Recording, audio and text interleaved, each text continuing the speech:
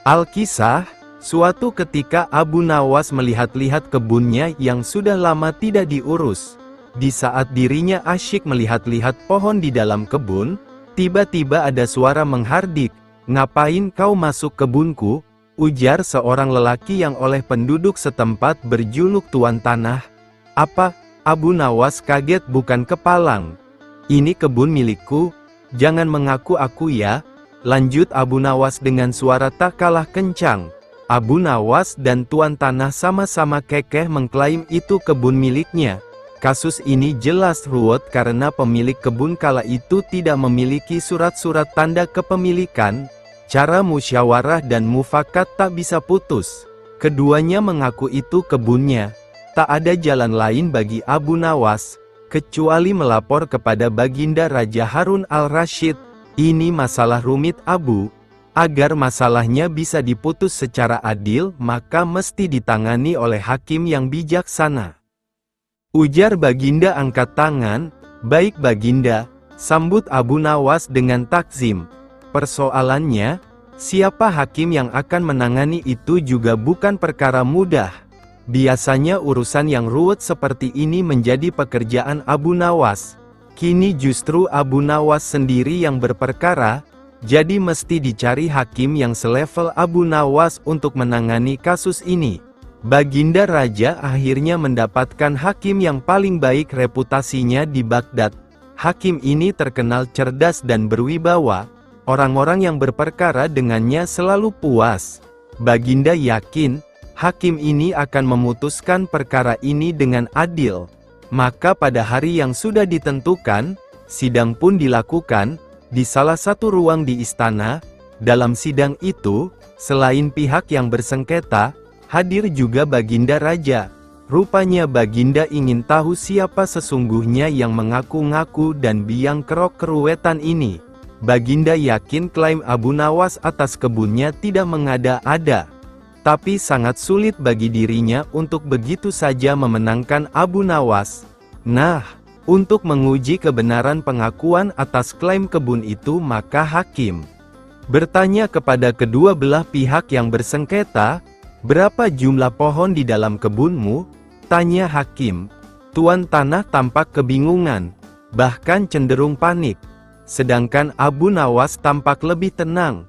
Jujur Abu Nawas tidak pernah menghitung berapa jumlah pohon yang ada di kebunnya, begitu juga Tuan Tanah. Lagi pula, siapa yang sudi menghitung pohon di kebun? Bagaimana Anda mengakui itu kebun Anda, sementara Anda tidak kenal dengan kebun sendiri? Kata hakim. Tuan Tanah menunduk dalam-dalam, tampaknya grogi berat. Di tengah tekanan hakim itu, Abu Nawas masih sempat mengapungkan senyum di bibirnya. "Berapa lama Tuan Hakim tinggal di rumah yang Tuan miliki sekarang?" Abu Nawas balik bertanya. "Sejak beberapa tahun yang lalu," jawab hakim yang tak mengira akan mendapat balasan pertanyaan. Lalu Abu Nawas bertanya lagi, "Berapa jumlah genting di rumah Tuan?" Hakim ganti yang gelagapan, tidak mampu menjawabnya. Hakim itu lalu berkata, "Kebenaran ada di pihakmu," katanya kepada Abu Nawas diiringi senyum kecut dan wajah pucat pasi Tuan Tanah. Bisa ditebak wajah pucat Tuan Tanah itu? Begitu hakim mengetuk palu memenangkan Abu Nawas, maka hukum dari Baginda Raja sudah pasti menanti. Hakim yang terkenal adil dan bijaksana ini mengakui terkadang kecerdasan dan kejeniusan bisa patah oleh argumen. "Saya belum pernah kalah kecuali dengan satu orang, Abu Nawas," ujar hakim mengakui kehebatan Abu Nawas. Setelah itu Tuan Tanah langsung digelandang ke penjara. Enak saja.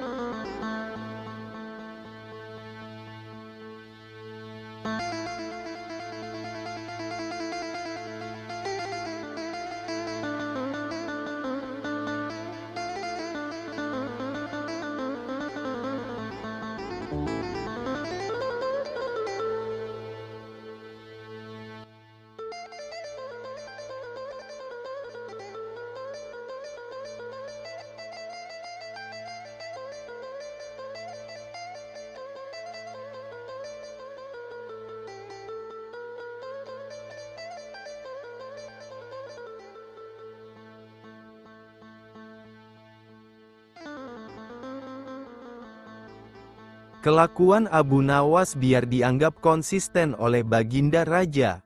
Suatu hari Abu Nawas datang ke istana, tanpa diundang Baginda Harun ar-Rasyid. "Kebetulan kamu datang Abu, saya memang sudah kangen denganmu," kata Baginda tanpa basa-basi. Abu Nawas menjadi senang bukan kepalang. "Baginda makin bersahabat saja belakangan ini, apa yang mesti hamba lakukan, Baginda?" tanya Abu Nawas. "Tidak ada," sergah Baginda. "Sebentar," ujar Baginda lalu beranjak dari tempat duduknya. Begitu kembali, Baginda sudah berganti pakaian lebih bersahaja. "Layaknya rakyat biasa, saya kepingin ke rumahmu," titah Baginda. Asyiknya, Baginda tidak mau dikawal siapapun. "Untuk apa Baginda ke rumah hamba?" tanya Abu Nawas heran. Lah pantas kaget dan serba salah. Soalnya, rumah Abu Nawas sedang berantakan. Istrinya pun tak ada di rumah. Lalu siapa nanti yang menyiapkan hidangan untuk Baginda? Abu Nawas jelas kebingungan. "Pokoknya saya mau ke rumahmu," ujar Baginda dengan suara ditekan. Karena Baginda memaksa, maka Abu Nawas pun mengalah. Mereka berdua pun berjalan kaki menuju rumah Abu Nawas, yang jaraknya tak begitu jauh. Sesampai di rumah, Baginda tak menyangka rumah Abu Nawas sangat sederhana. "Tak ada barang berharga di rumah itu, kamu sendiri?" tanya Baginda. "Iya, Paduka," jawabnya. "Istri hamba sedang menjenguk orang tuanya," lanjutnya. "Kebetulan, saya ingin belajar tentang kebijaksanaan hidup dari dirimu," kata Baginda. Sampai di sini Abu Nawas belum paham maksud Baginda. Berpikir sejenak, Abu Nawas menyadari permintaan Baginda tidak mungkin bisa ditolak. Akhirnya ia pun menurut saja, dengan syarat bahwa kebijaksanaan hanya bisa dipelajari dengan praktik. Baginda pun tak keberatan menemani Abu Nawas dan melihat perilakunya. Malam itu Baginda tidak kembali ke istana. Lah berencana menginap di rumah Abu Nawas. Abu Nawas menggosok kayu membuat api. Api kecil itu ditiup-tiupnya. "Mengapa api itu kau tiup?" tanya sang Baginda. "Agar lebih panas dan lebih besar apinya," jawab Abu Nawas. Setelah api besar, Abu Nawas memasak sop. Sop menjadi panas. Abu Nawas menuangkannya ke dalam 2 mangkok, lah mengambil mangkoknya, kemudian meniup-niup sopnya.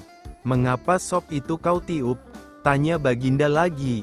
"Agar lebih dingin dan enak dimakan," jawab Abu Nawas. "Ah, aku rasa aku tidak jadi belajar darimu," ketus Baginda. Mengagetkan Abu Nawas. "Engkau tidak bisa konsisten dengan pengetahuanmu," lanjut Baginda diiringi senyum kecut Abu Nawas. Malam itu juga Baginda pulang ke istana diantar Abu Nawas. Di perjalanan keduanya bicara tentang berbagai hal. "Berapa umurmu, Abu?" 40 tahun, jawab Abu Nawas. "Tapi beberapa tahun yang lalu, kau menyebut angka yang sama." Hamba konsisten.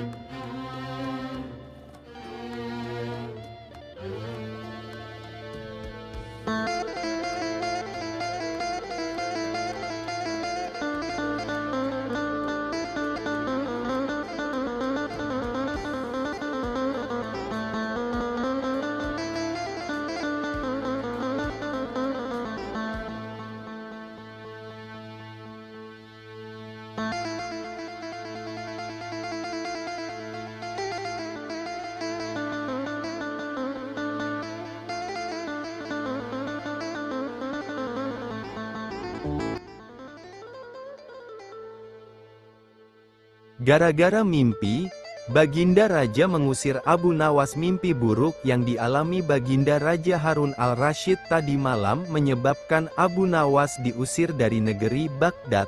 Abu Nawas tidak berdaya, bagaimanapun ia harus segera menyingkir meninggalkan negeri Baghdad hanya karena mimpi. Masih jelas terngiang-ngiang kata-kata Baginda Raja di telinga Abu Nawas. "Tadi malam aku bermimpi bertemu dengan seorang laki-laki tua. La mengenakan jubah putih. La berkata bahwa negerinya akan ditimpa bencana bila orang yang bernama Abu Nawas masih tetap tinggal di negeri ini. La harus diusir dari negeri ini sebab orang itu membawa kesialan. La boleh kembali ke negerinya dengan syarat tidak boleh dengan berjalan kaki, berlari, merangkak, melompat-lompat dan menunggang keledai atau binatang tunggangan yang lain. Dengan bekal yang diperkirakan cukup, Abu Nawas mulai meninggalkan rumah. Istri Abu Nawas hanya bisa mengiringi kepergian suaminya dengan deraian air mata. Sudah 2 hari penuh Abu Nawas mengendarai keledainya. Bekal yang dibawanya mulai menipis. Abu Nawas tidak terlalu meresapi pengusiran dirinya dengan kesedihan yang terlalu mendalam. Sebaliknya Abu Nawas merasa bertambah yakin bahwa Tuhan Yang Maha Perkasa akan segera menolong keluar dari kesulitan yang sedang melilit pikirannya. Bukankah tiada seorang teman pun yang lebih baik daripada Allah SWT dalam saat-saat seperti itu? Setelah beberapa hari Abu Nawas berada di negeri orang, ia mulai diserang rasa rindu yang menyayat-nyayat hatinya yang paling dalam. Rasa rindu itu makin lama makin menderu-deru, sulit untuk dibendung. Memang, tak ada jalan keluar yang lebih baik daripada berpikir. Tetapi dengan akal, apakah ia harus melepaskan diri? Begitu tanya Abu Nawas dalam hati. Apakah aku akan meminta bantuan orang lain dengan cara menggendongku dari negeri ini sampai ke istana Baginda? Tidak, tidak akan ada seorang pun yang sanggup melakukannya. Aku harus bisa menolong diriku sendiri tanpa melibatkan orang lain. Pada hari ke-19 Abu Nawas menemukan cara lain yang tidak termasuk larangan Baginda Raja Harun al-Rasyid. Setelah segala sesuatunya dipersiapkan, Abu Nawas berangkat menuju ke negerinya sendiri. Perasaan rindu dan senang menggumpal menjadi satu. Kerinduan yang selama ini melecut-lecut semakin menggila karena Abu Nawas tahu sudah semakin dekat dengan kampung halaman. Mengetahui Abu Nawas bisa pulang kembali, penduduk negeri gembira. Desas-desus tentang kembalinya Abu Nawas segera menyebar secepat bau semerbak bunga yang menyerbu hidung. Kabar kepulangan Abu Nawas juga sampai ke telinga Baginda Harun al-Rasyid. Baginda juga merasa gembira mendengar berita itu, tetapi dengan alasan yang sama sekali berbeda. Rakyat gembira melihat Abu Nawas pulang kembali, karena mereka mencintainya. Sedangkan Baginda Raja gembira mendengar Abu Nawas pulang kembali karena beliau merasa yakin kali ini pasti Abu Nawas tidak akan bisa mengelak dari hukuman. Namun Baginda amat kecewa dan merasa terpukul melihat cara Abu Nawas pulang ke negerinya. Baginda sama sekali tidak pernah membayangkan kalau Abu Nawas ternyata bergelayut di bawah perut keledai. Sehingga Abu Nawas terlepas dari sanksi hukuman yang akan dijatuhkan karena memang tidak bisa dikatakan telah melanggar larangan Baginda Raja. Karena Abu Nawas tidak mengendarai keledai.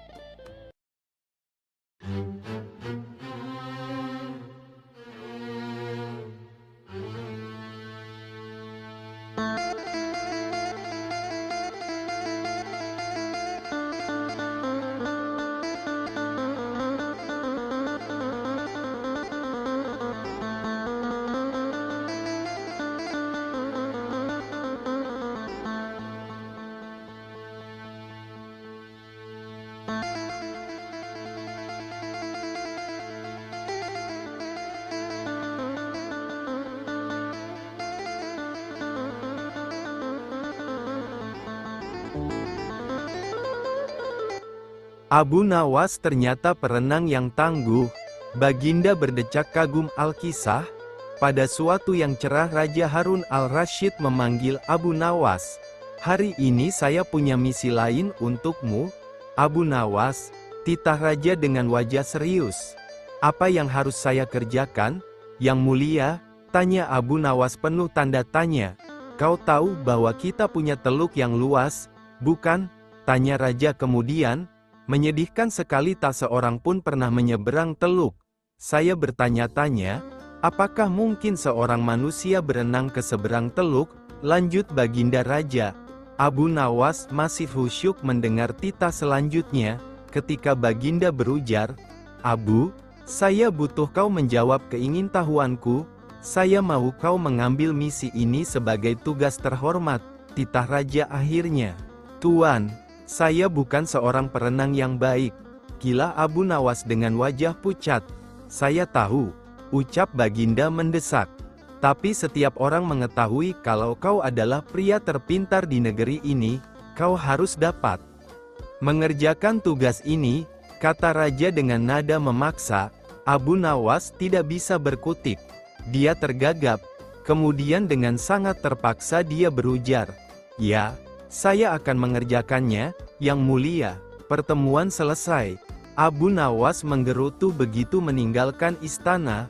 Kepalanya tiba-tiba menjadi berat, susah diajak berpikir. Asam lambungnya juga naik, tanda stres sedang hinggap. Selanjutnya si cerdik ini berjalan gontai ke pantai, memandangi teluk yang luas itu. Beberapa kali ia menarik nafas dalam-dalam, pikirannya masih kalut, ketika ia akhirnya duduk di bawah sebuah pohon palem.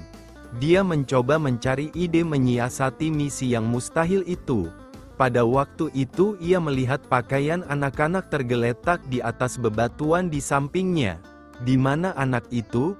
Mereka pasti berenang di pantai, gumam Abu Nawas. Seketika itu juga, kepala Abu Nawas tiba-tiba enteng.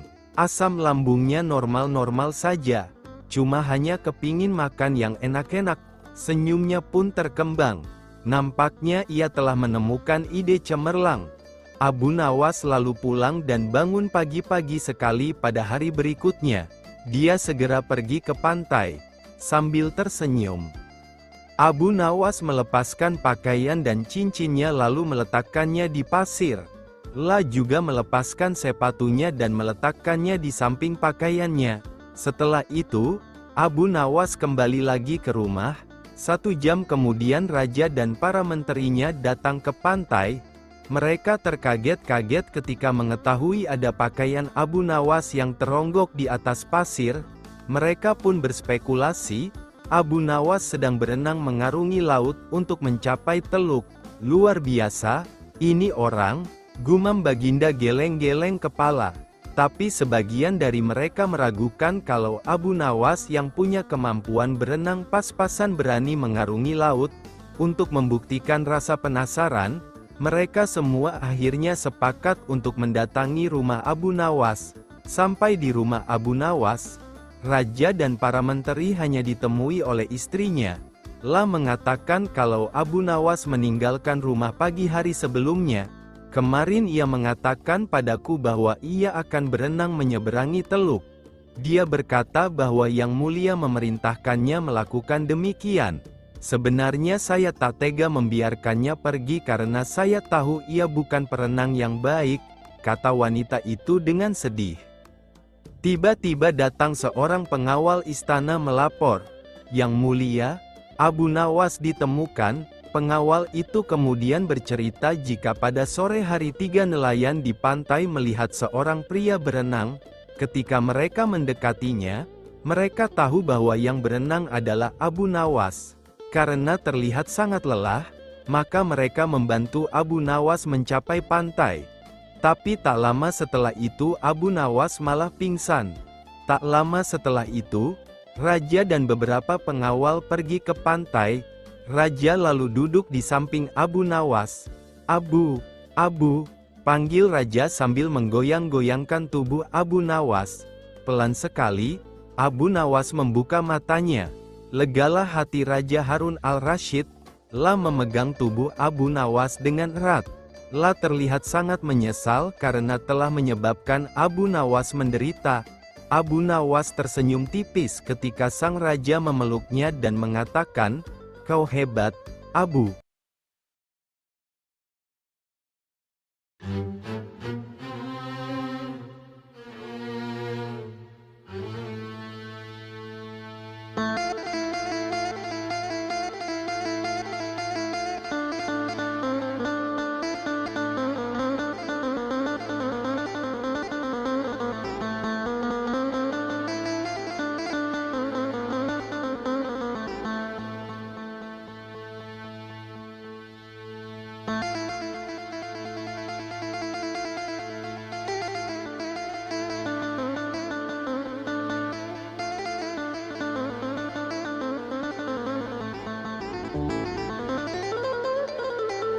Taruhan yang berbahaya. Pada suatu sore ketika Abu Nawas ke warung teh, kawan-kawan sudah berada di situ.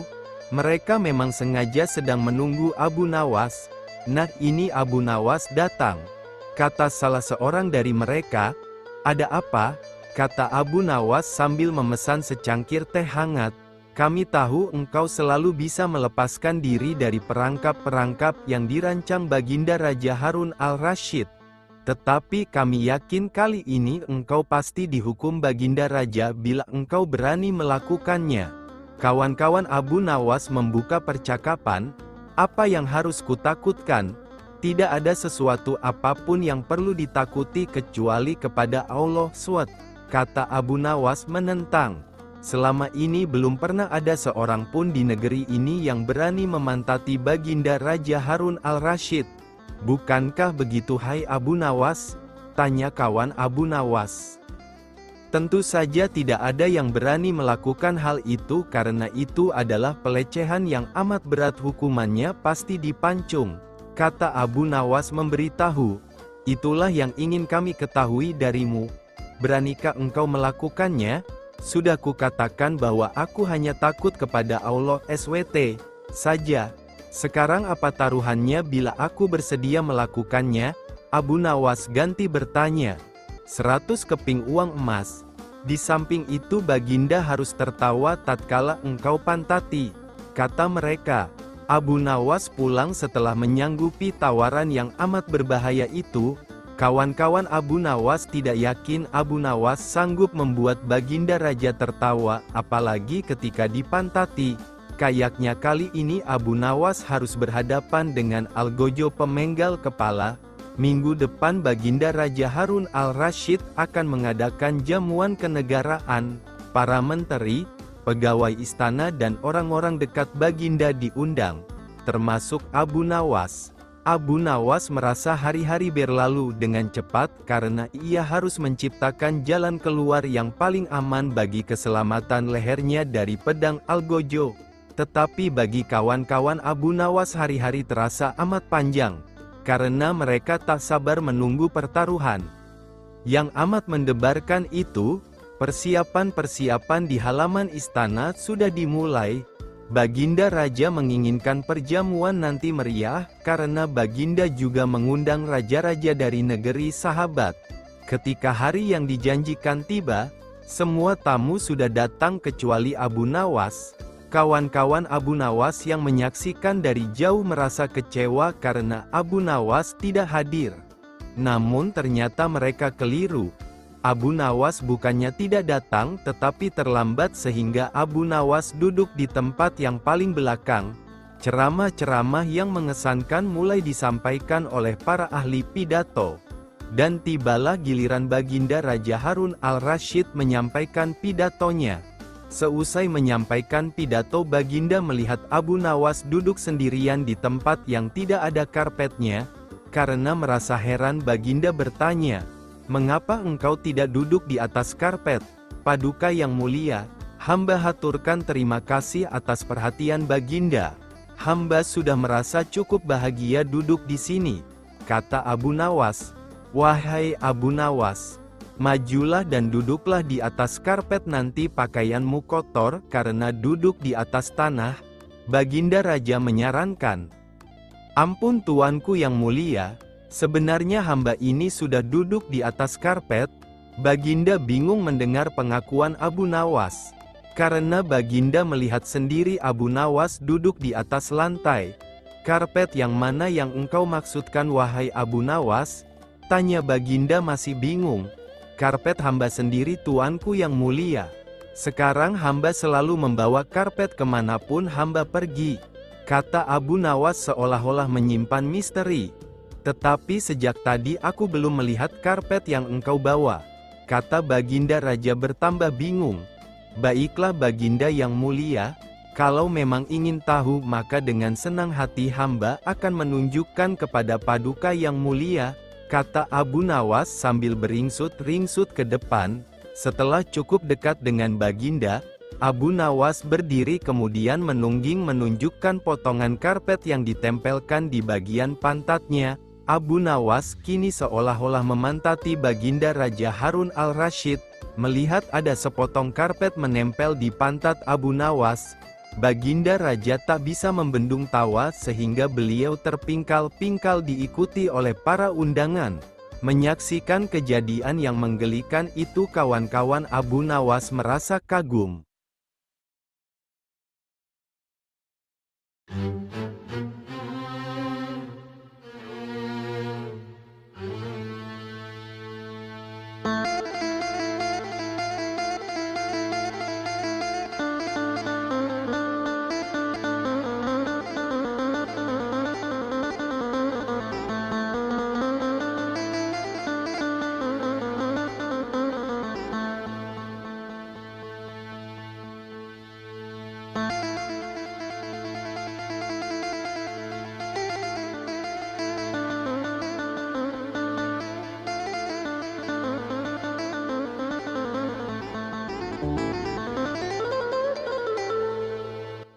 Abu Nawas lolos dari hukuman pancung karena dianggap hampir membunuh Baginda Raja.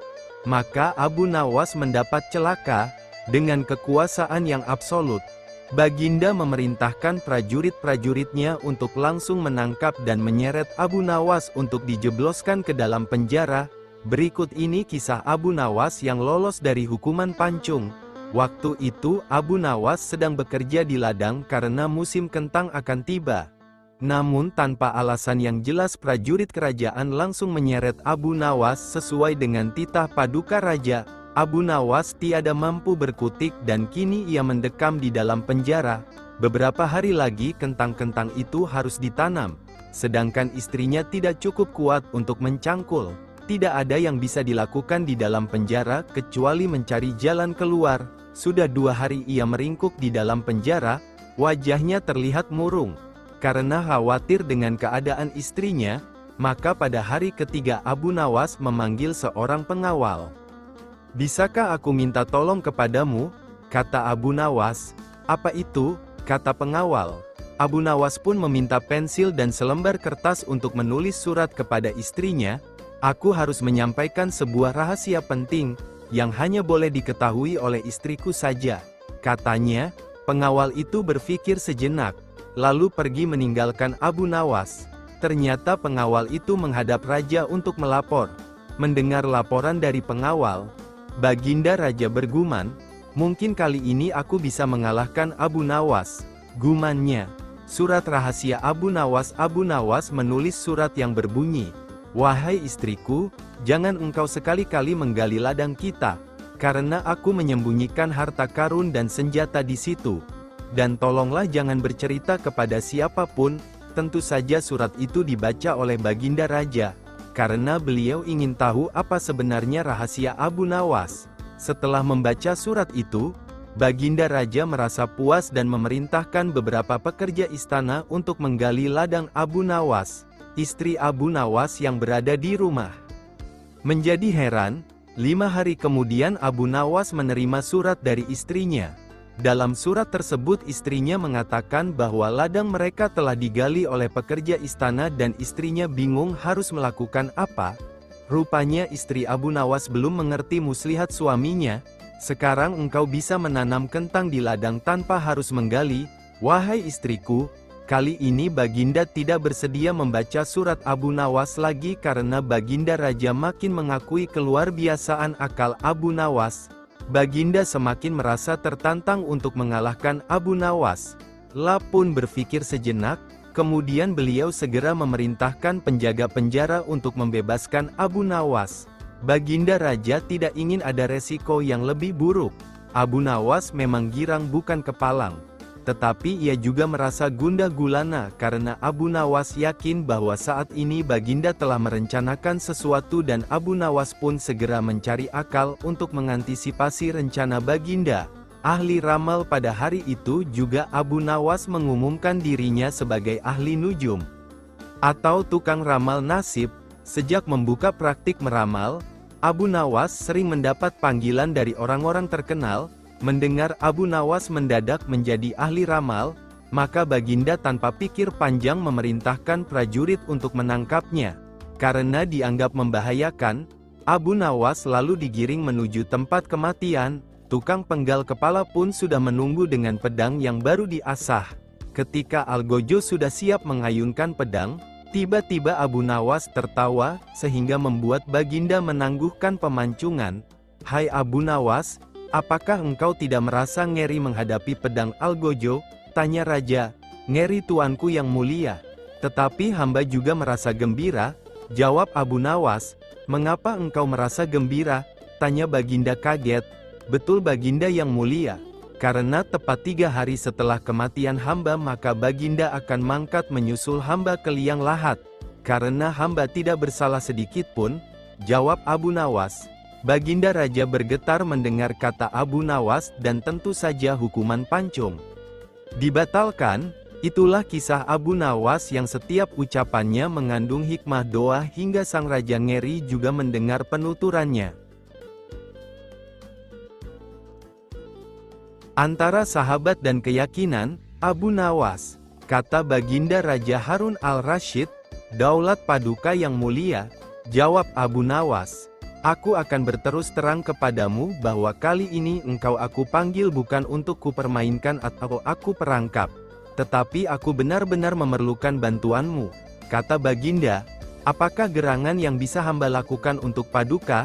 tanya Abu Nawas. Pertanyaan Baginda, "Ketahuilah bahwa beberapa hari yang lalu aku mendapat kunjungan dari negeri sahabat.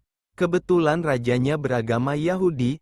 Raja itu adalah sahabat karibku hingga begitu berjumpa denganku, dia langsung mengucapkan salam secara Islam. Aku tidak menduga sama sekali. Tanpa pikir panjang aku membalas salamnya sesuai dengan ajaran agama kita, yaitu kalau mendapat salam dari orang yang tidak beragama Islam hendaklah engkau jawab dengan wassalamualaikum. Kecelakaan bagi kamu." Tentu saja dia merasa tersinggung. Dia menanyakan mengapa aku tega membalas salamnya yang penuh doa keselamatan dengan jawaban yang mengandung kecelakaan. Saat itu sungguh aku tak bisa berkata apa-apa selain diam. Pertemuanku dengan dia selanjutnya tidak berjalan sebagaimana mestinya. Aku berusaha menjelaskan bahwa aku hanya melaksanakan apa yang dianjurkan oleh ajaran Islam, akan tetapi dia tidak bisa menerima penjelasanku. Aku merasakan bahwa pandangannya terhadap Islam tidak semakin baik, tetapi sebaliknya. Namun bila engkau mempunyai alasan lain yang bisa aku terima, kita akan tetap bersahabat. Begitu kata sahabat karibku itu. Kalau hanya itu persoalannya, mungkin hamba bisa memberikan alasan yang dikehendaki Raja sahabat Paduka itu yang mulia, kata Abu Nawas meyakinkan Baginda. Mendengar kesanggupan Abu Nawas, Baginda amat riang dan Raja pun berulang-ulang menepuk pundak Baginda. Wajah Baginda yang semula gundah gulana seketika itu berubah cerah. "Cepat katakan wahai Abu Nawas, jangan biarkan aku menunggu," kata Baginda tak sabar. Jawaban Abu Nawas, "Baginda yang mulia, memang sepantasnya lah kalau Raja Yahudi itu menghaturkan ucapan salam keselamatan dan kesejahteraan kepada Baginda. Karena ajaran Islam memang menuju keselamatan dari siksa api neraka dan kesejahteraan menuju surga. Bukankah Islam mengajarkan tauhid yang berarti tidak menyekutukan Allah, juga termasuk tidak menganggap Allah mempunyai anak? Nah, ajaran tauhid ini tidak dimiliki oleh agama-agama lain termasuk agama yang dianut Raja Yahudi sahabat Paduka itu. Ajaran agama Yahudi menganggap Uzair adalah anak Allah, Maha Suci Allah dengan anggapan itu dan tidak pantas Allah mempunyai anak. Sedangkan orang Islam membalas salam dengan ucapan wassalamualaikum. Kecelakaan bagi kamu, bukan berarti mendoakan agar kamu celaka, akan tetapi semata-mata karena ketulusan dan kejujuran Islam yang masih bersedia memperingatkan orang lain atas kecelakaan yang akan menimpa bila mereka tetap berpegang teguh pada keyakinan yang keliru. Seketika itu juga kegundahan Baginda Raja Harun al-Rasyid sirna. Kali ini saking gembiranya, Baginda menawarkan agar Abu Nawas memilih sendiri hadiah apa yang disukai. Abu Nawas tidak berdusta. Pada suatu waktu, ketika Raja Harun ar-Rasyid sedang menunaikan ibadah haji, tiba-tiba saja dia teringat akan Abu Nawas pada saat memasuki kota Kufah. Untuk memenuhi rasa kangennya, Baginda Raja menyuruh para pengawalnya untuk mencari Abu Nawas sekaligus menghadapkan ke hadapannya. Raja berpesan, nanti kalau sudah bertemu, tolong Abu Nawas diberi pakaian berwarna hitam dan celanan panjang yang nantinya diletakkan di atas kepala Abu Nawas. Para pengawal bergegas melaksanakan perintah itu meskipun mereka berpikir bahwa ini adalah suatu permintaan yang aneh sekali. Setelah mencari ke segala penjuru kota, akhirnya Abu Nawas bisa ditemukan juga. Tak berapa lama kemudian Abu Nawas datang juga dengan pakaian hitam dan celanan panjang yang ditaruh di atas kepalanya. Setelah ada di hadapan raja, Abu Nawas berkata, "Wahai Baginda, Amirul Mukminin, aku memohon kepada Allah SWT semoga Allah memberikan rezeki dan melapangkan anugerahnya kepada tuanku," kata Abu Nawas. "Ya, terima kasih. Amin," jawab Raja Harun ar-Rasyid. Setelah kejadian itu, Raja Harun ar-Rasyid pergi meninggalkan kota Kufah dan melanjutkan perjalanan. Banyak penduduk Kufah yang terheran-heran dengan tingkah laku Abu Nawas itu. Dia malah mendoakan sang raja sambil menaruh celanan panjang di atas kepalanya. "Wahai Abu Nawas, begitukah caranya engkau mendoakan Amirul Mukminin?" tanya beberapa warga yang melihat kejadian itu. "Diamlah wahai semua, celakalah semua, tidak ada yang lebih disukai oleh Amirul Mukminin kecuali harta dan uang," jawab Abu Nawas dengan santainya. Abu Nawas segera berlalu dari tempat itu, karena ada yang iri atau entah mencari muka di hadapan raja. Maka ada salah seorang yang melaporkan kejadian itu tentang ucapan Abu Nawas yang mengatakan bahwa rajanya menyukai harta dan uang. Betapa terkejutnya si pelapor ini dengan jawaban yang diucapkan oleh raja mereka. "Demi Allah, ia tidak berdusta." Abu Nawas berkata benar. Si pelapor menjadi malu karena kejadian ini. Al-Kisah, suatu ketika Abu Nawas melihat-lihat kebunnya yang sudah lama tidak diurus. Di saat dirinya asyik melihat-lihat pohon di dalam kebun, tiba-tiba ada suara menghardik, "Ngapain kau masuk kebunku?" ujar seorang lelaki yang oleh penduduk setempat berjuluk Tuan Tanah. "Apa?" Abu Nawas kaget bukan kepalang. "Ini kebun milikku, jangan mengaku aku ya," lanjut Abu Nawas dengan suara tak kalah kencang. Abu Nawas dan Tuan Tanah sama-sama kekeh mengklaim itu kebun miliknya. Kasus ini jelas ruwet karena pemilik kebun kala itu tidak memiliki surat-surat tanda kepemilikan. Cara musyawarah dan mufakat tak bisa putus. Keduanya mengaku itu kebunnya. Tak ada jalan lain bagi Abu Nawas, kecuali melapor kepada Baginda Raja Harun al-Rasyid. "Ini masalah rumit Abu.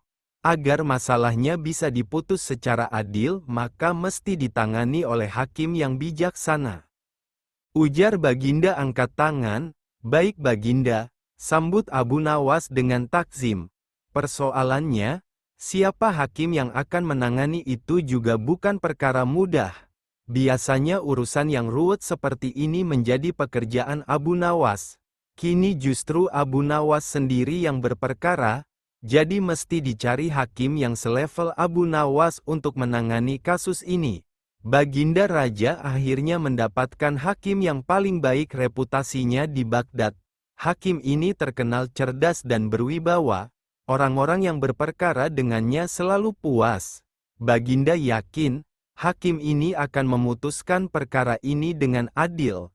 Maka pada hari yang sudah ditentukan, sidang pun dilakukan, di salah satu ruang di istana.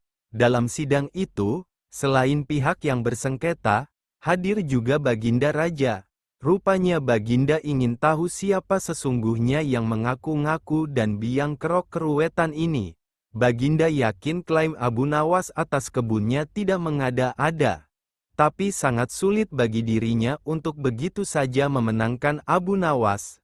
Nah, untuk menguji kebenaran pengakuan atas klaim kebun itu maka hakim bertanya kepada kedua belah pihak yang bersengketa, "Berapa jumlah pohon di dalam kebunmu?" tanya hakim. Tuan Tanah tampak kebingungan, bahkan cenderung panik. Sedangkan Abu Nawas tampak lebih tenang. Jujur Abu Nawas tidak pernah menghitung berapa jumlah pohon yang ada di kebunnya. Begitu juga tuan tanah. Lagi pula, siapa yang sudi menghitung pohon di kebun? Bagaimana Anda mengakui itu kebun Anda, sementara Anda tidak kenal dengan kebun sendiri? Kata hakim. Tuan tanah menunduk dalam-dalam, tampaknya grogi berat. Di tengah tekanan hakim itu, Abu Nawas masih sempat mengapungkan senyum di bibirnya. Berapa lama Tuan Hakim tinggal di rumah yang Tuan miliki sekarang? Abu Nawas balik bertanya. Sejak beberapa tahun yang lalu, jawab hakim yang tak mengira akan mendapat balasan pertanyaan. Lalu Abu Nawas bertanya lagi. Berapa jumlah genting di rumah Tuan? Hakim ganti yang gelagapan. Tidak mampu menjawabnya. Hakim itu lalu berkata, "Kebenaran ada di pihakmu," katanya kepada Abu Nawas diiringi senyum kecut dan wajah pucat pasi tuan tanah. Bisa ditebak wajah pucat tuan tanah itu? Begitu hakim mengetuk palu memenangkan Abu Nawas, maka hukum dari Baginda Raja sudah pasti menanti.